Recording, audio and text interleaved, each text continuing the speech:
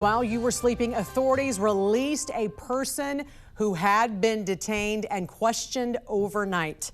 Thank you for joining us. I'm Jan Jeffcoat. It is Wednesday, February 11th. A lot of new developments this morning in the investigation as police right now are tracking multiple new leads hours after that haunting video of that armed suspect outside Nancy Guthrie's home the night she disappeared. This morning, here's what we're learning. Again, right now, police reportedly swarmed the home of that person they detained some 60 miles south of Tucson, less than 15 miles from the border. However, that person has been released. And this morning, Nancy Guthrie is still nowhere to be found as the search now reaches day 11.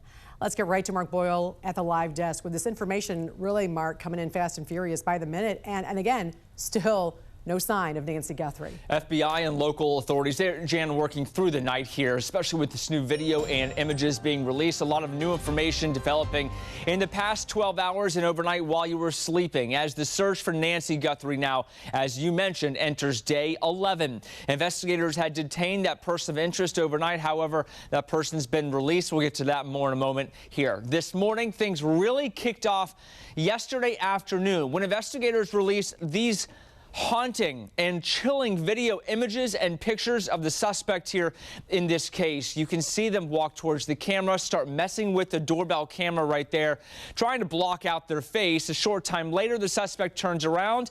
You see right here, tries to get, looks like some part of the bush and then cover up the camera.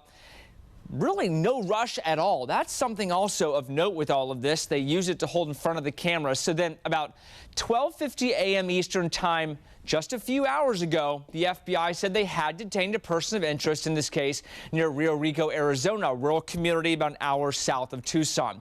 Video coming into the newsroom now shows investigators combing for clues inside that car. Detectives were also at the residence of the person of interest. And then fast forward to 3 a.m., so just about 3 hours ago. Investigators say they released that person. So in the end, no suspect in custody. Nancy Guthrie remains unknown in terms of her whereabouts. We've also learned authorities have detective movement in the Bitcoin account tied to that ransom note with the Guthrie family that they received. But they're looking into details. Certainly a lot of unfolding information out of southern Arizona. News as it breaks this morning in this quickly moving case there this morning. Jan at the live desk. All right. Thank you so much, Mark. And this morning, there's questions why it took 10 days to release doorbell camera video from Nancy Guthrie's Nest camera system. Pima County Sheriff Chris Nanos initially said there was no video available because the camera was destroyed and removed, and also that Nancy had no subscription to Google's video recording service. Well, that's where the feds are so crucial in an investigation like this. FBI Director Kash Patel said the Bureau worked closely with Google to recover that video, which was a very complicated process. It required essentially rebuilding the camera and a Sevi Tech operator to retrieve videos from a live stream sent to a server. Typically, new videos override previous ones, but because the armed suspect disconnected that camera, these were the last images sent to the server. It is a huge break and forensic tool for investigators, but also raises concerns why the Pima County Sheriff's Office did not bring in federal investigators during those first critical hours of the search. Fox News reporting law enforcement sources described a delay in local cooperation with federal investigators, with days going by before they let them into the fold. And finally tonight, Savannah Guthrie's Today Show family acknowledging on air how difficult it is to cover the story of her missing mother. Brian Stelter is out front.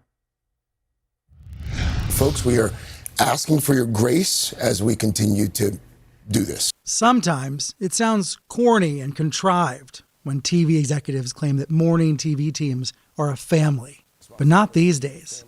Not at the Today Show. You know what, Craig? We always talk about our show as a family. We are a family. Yes. I'm part of the family. I'm happy to be with you because we show up for each other. So yes. Former co-host Hoda Kotb back on the show on Monday, filling in for her friend Savannah Guthrie. Kotb also visited the show last Friday. This whole thing's breaking my heart, and I'm happy to be sitting here with you. I've been like wandering around going like, where do you go? Because we're in your family. We're here. Kotb read aloud messages from viewers. Our Today Show viewers really are family. One writing, I have not stopped thinking about this. And from another, my heart is breaking for sweet Savannah and her entire family. viewers can sense the affection on the set.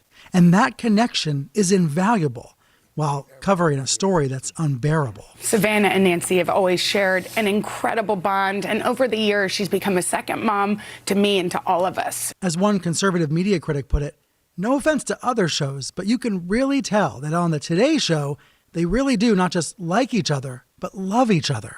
Back in the 90s, NBC spent millions billing Today as a true family.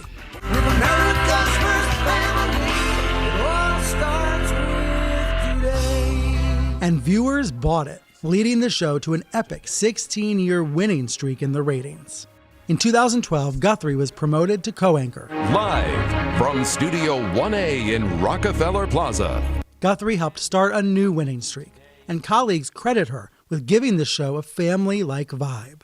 The hosts are genuine friends outside of work. They sometimes even pray together. Savannah and I actually went to the same church, go to the same church here in New York. The relationships have been forged through heartbreak. Copy recalled Guthrie's support when her daughter was sick. I'm looking at us and I was thinking, like, who was first in the hospital room when Hope was sick? Savannah. Right. Who hopped on a plane when your parents? Oh my gosh. Savannah. First person. Who was sitting by Uche? How about when your brother passed? I mean, she was there. And they are paying it forward now, galvanizing a nation into searching and praying for Nancy Guthrie. And I'm told Savannah's been staying in touch with her co-host friends, texting with some of them throughout this nightmare. As one NBC source said to me today, we're all just taking this hour by hour, hoping against hope for some glimmer of good news. Aaron?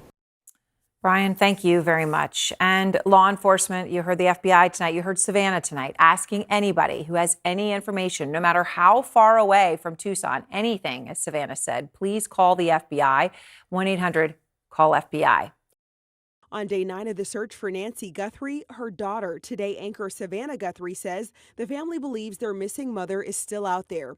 But we are at an hour of desperation, and we need your help.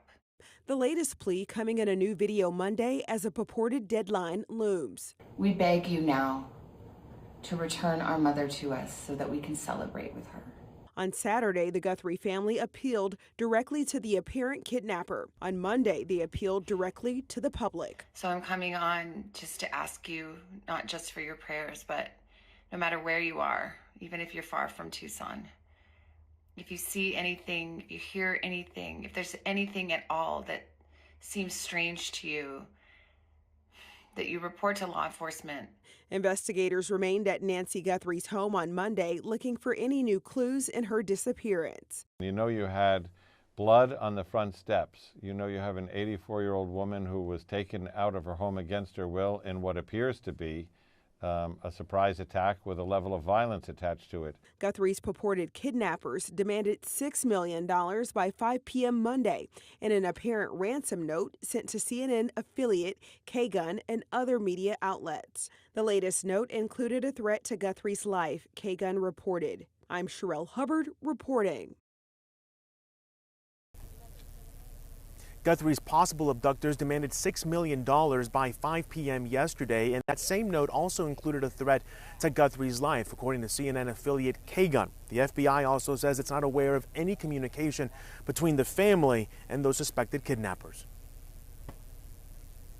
A second purported deadline has passed in the disappearance of Today Show host Savannah Guthrie's mother. According to a purported ransom note sent to a Tucson TV station, Nancy Guthrie's possible abductors demanded $6 million by 5 p.m. Monday. The note included a threat to Guthrie's life if demands weren't met. Just hours before that deadline passed, Savannah Guthrie posted another video to social media, this time addressing the public instead of her mother's alleged kidnappers. We believe our mom is still out there. She was taken and we don't know where. And we need your help. People seem to have been heeding that call, with the new billboards going up across the country urging anyone with information about the case to call authorities. The FBI releasing a new statement Monday night saying it still has not identified a suspect or person of interest in the case. The agency also appealing to the public, writing in part, quote, "Someone has that one piece of information that can help us bring Nancy home." Harvey Levin of TMZ, which also received the ransom note, reacting to the statement. Well, I think it aligns with Savannah Guthrie's desperate plea.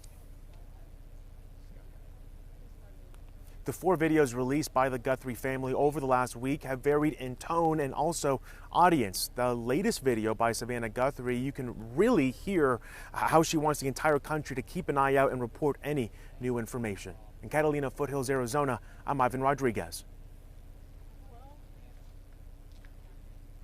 The FBI has just released an actual video, and we're looking at it now. Ed and Jake, are you able to see what he's doing? Yeah, we can hear you. We can hear you. So FBI Director Kash Patel just 2 minutes ago released new images. One of them is just another, 2 of them are images, still images of this assailant walking up to Nancy Guthrie's front door. But then the videos, one of them has him holding his glove over the Nest camera and then walking backward and getting a tool or a rock. No, it's not a tool. What is he getting? It looks like he goes back. He goes back out from the porch and grabs some shrubbery off the ground or grass he's grabbing or something. Shrubbery. Okay. And it looks like he was trying to cover the ring. Oh, he's trying camera. to block the Nest camera. Okay, so it looks I like see. He's trying to. And that's the second image, the second video, I should say, of him taking this shrubbery, these plants from the yard and trying to block the camera. And so at some point he gives up on that and then just decides to take the camera altogether. But while he was doing that, the camera was indeed recording, and because of the work the FBI and the Pima County Sheriff, working with the private sector, working presumably with the folks behind these Nest cameras, they were able to get this video. And we're almost 10 days into this missing persons case, but it is pretty impressive information that they were able to get.